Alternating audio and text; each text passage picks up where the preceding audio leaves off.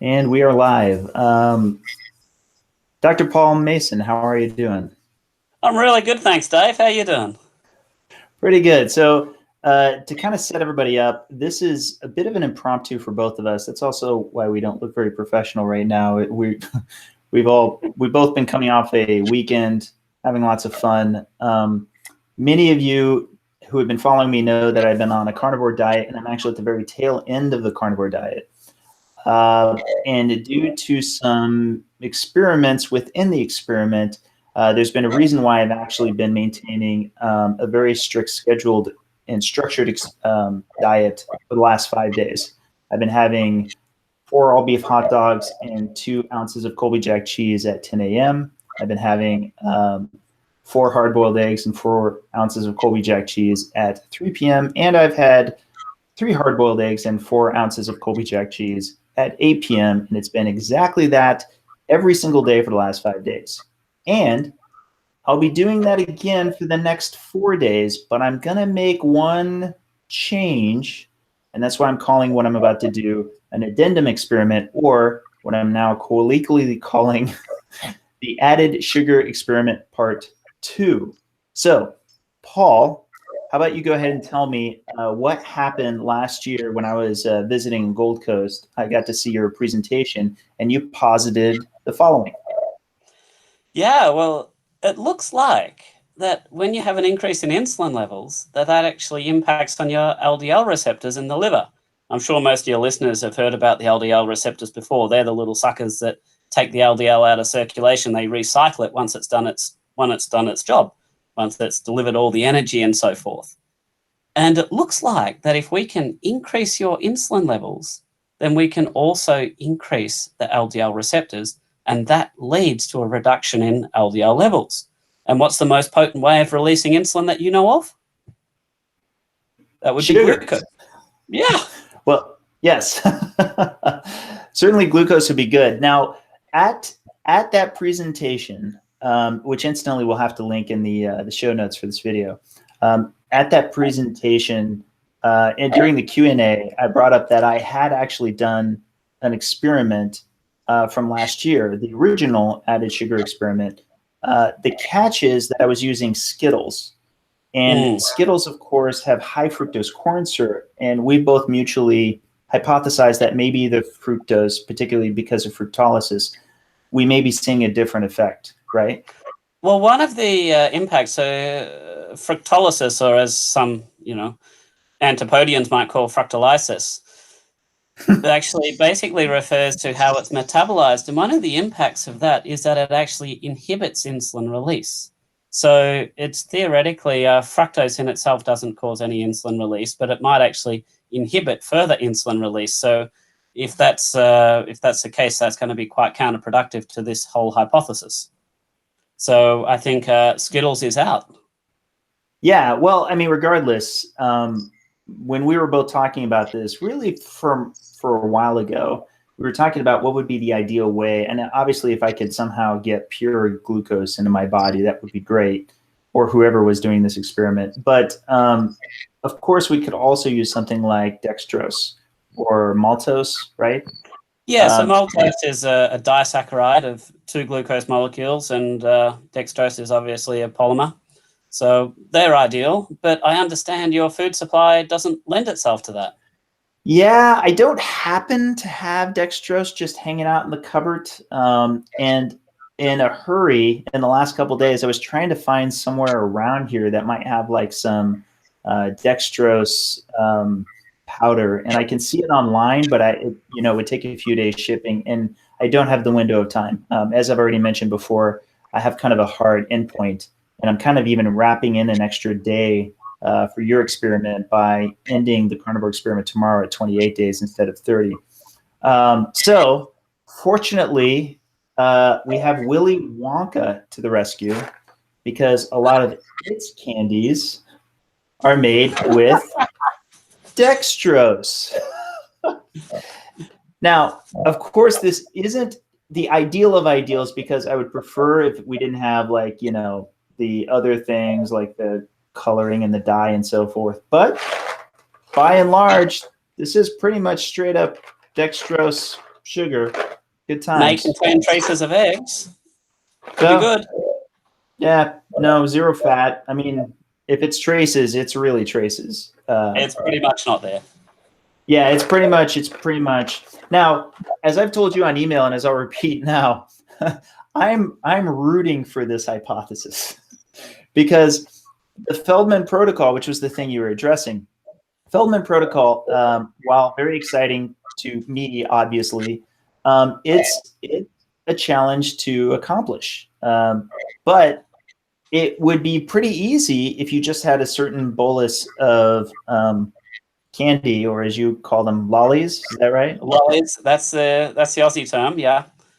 Yeah, it would be great. Now, I'm really torn because one half of me is like, well, past performance, is it going to predict future results? One side of me is like, I've got to hypothesize against the data I already have. But another side of me, as I was saying before, I read the same literature you do. Of course, a higher level of glucose, particularly a higher presence of insulin, should ultimately result in ultimately a higher clearance, bit of an oversimplification, but downstream, right?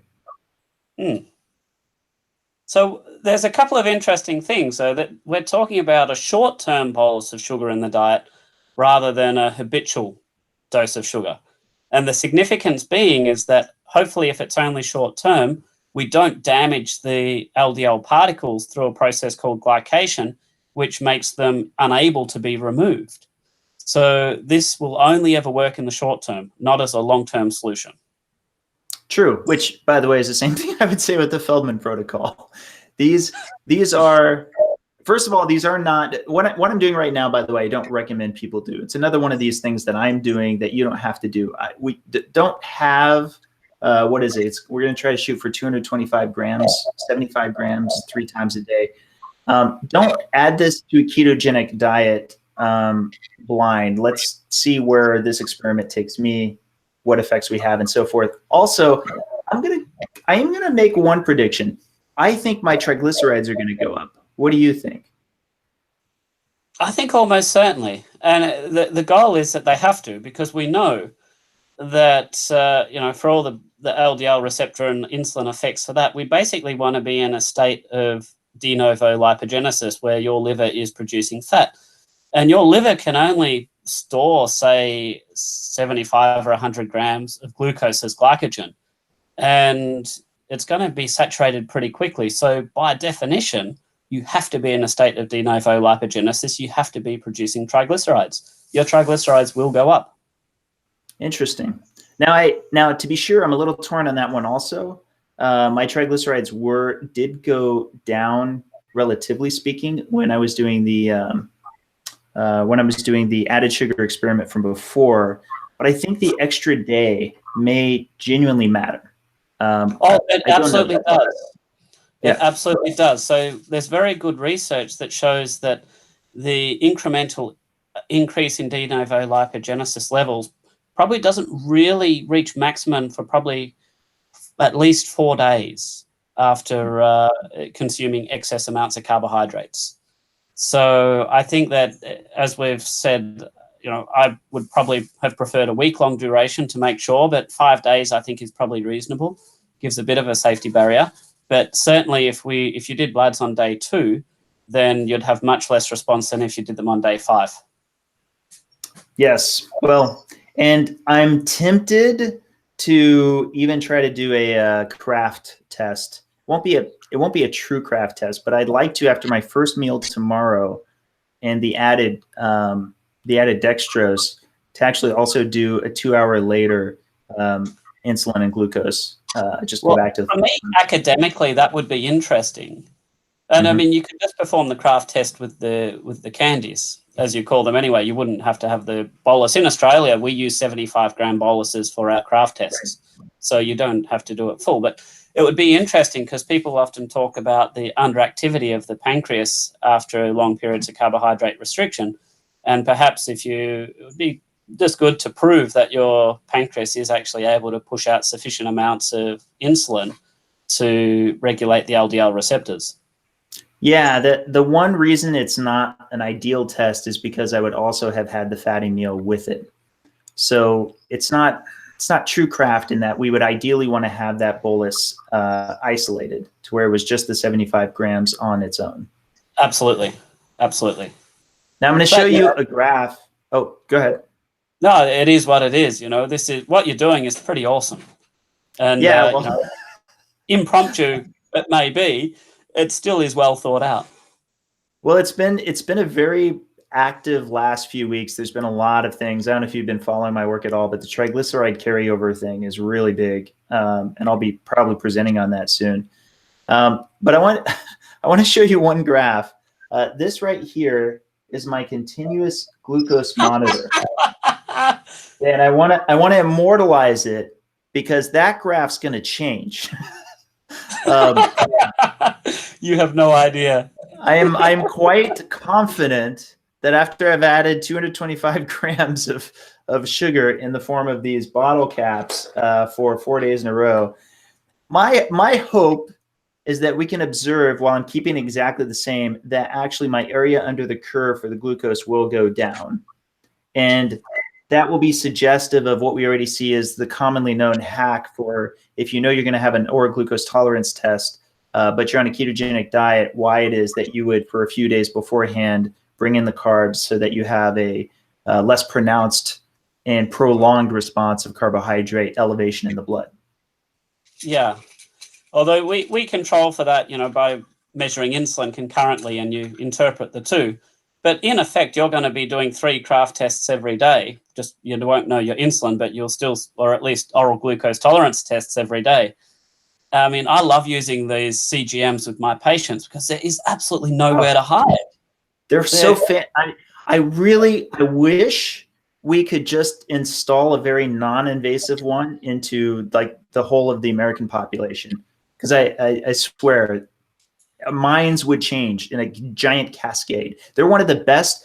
Really, all the different advice that I've given my friends and family, the problem cases are the ones I'm like, I want to get you on a CGM because you can't beat that meter. You just can't. It says so much about what your eating habits are. And it often identifies. So if somebody's on corticosteroids, prednisone for another condition, or if they're a diabetic and they have what we call an intercurrent illness, you get a virus and your sugars go way out, it will pick that up as well. I mean, I had a patient not so long ago, and I was looking at her food diary, and I was just like, I don't believe this. I said, I get that you've written this down. I said, quite honestly, I just don't believe this food diary. And she looked at me and she goes, well, why would you? She goes, I can't even be honest with myself. What makes you think I'd be honest with you? She goes, I've been writing food diaries for however many years. And even on those food diaries that I am the only person I will ever see, I'm not honest in those. Why the heck would I be honest with you? So you CGM, want to know why?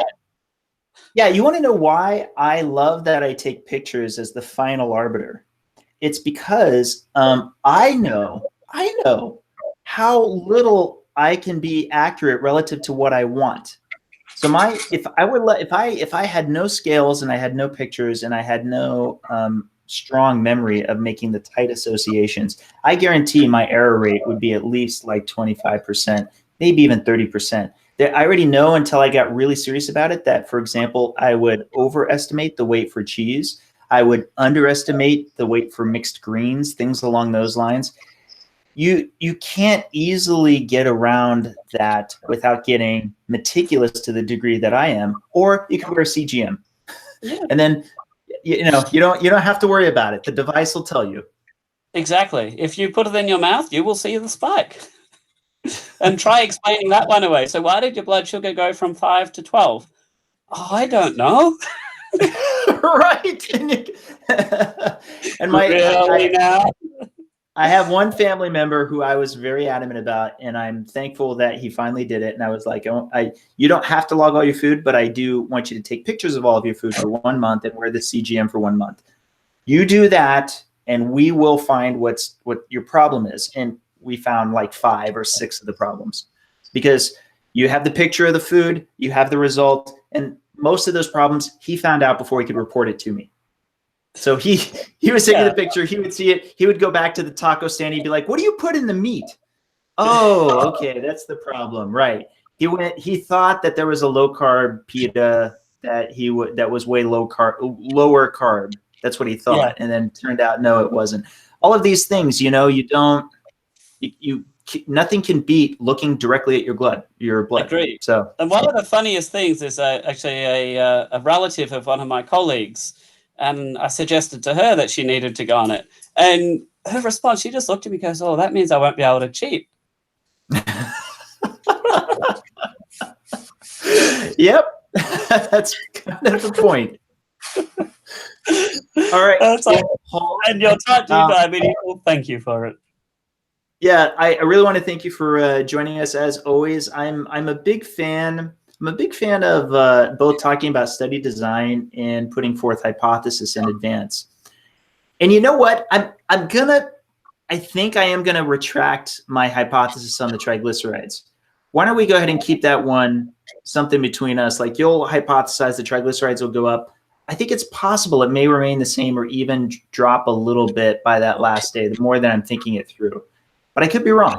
I don't know. Well, I think de novo lipogenesis, if you overload the liver with energy, it goes up. Now, assuming no exercise. I won't have any exercise. And the big question is, how much of a hole am I filling, right? Yeah, but you can only store, 400 or 500 grams of glycogen in the whole body. And most of that, most of the muscles is not depleted. So you're only really looking at about 100 grams in the liver. So if you're going to be shoveling 225 grams of carbs a day, there's a very good chance that we'll be filling up that hole. Decent chance. I may by the end of this regret my retraction. We'll find out. You know what though? I'm gonna appreciate one thing, or not appreciate it, depending on the way you look at it. I'm going to appreciate that I'll have a CGM this time, which I didn't have in the first sugar experiment. So yep. I probably will have to force myself to not watch, because it's only going to raise my cortisol. My experiment. Although I don't think anything can beat my white bread and processed meat experiment, because those were like the Alps. I was just regularly hovering just very uncomfortably high all the time. And I'm going to go out on a limb and assume that it's not going to be that bad. But I don't know. Well, white bread is you're familiar with the concept of glycemic index. Oh yeah. So we have a lolly here called Lifesavers. I don't know if you've got them. Lifesavers, yeah. They have a glycemic index of 70, which is exactly the same as white bread. Of course, that doesn't surprise me at all. No, part of the reason I chose white bread is nobody would choose that for a diet. And I knew in advance that it would lower my LDL. I knew it. And I wanted to use something that nobody would dare say, yeah, do this because it'll give you therapeutic benefits and lowering your lipids. Well, I mean, but white bread lowering LDL is, this is the thing. It's glucose, yeah. It releases insulin. It releases insulin. Exactly. And that's what it does. So this is going to be great. Let's mutually agree to at some point after the experiment's completed, do another one of these. It'll be sort of fun to talk the postmortem. Lovely. Let's do it. I'm keen, and I'm looking forward to catching up in March, I think it is. Awesome. All right. Well, best to you and your family, and I'm sure I'll be chatting with you again in a few days. Thank you, Dave. Take care.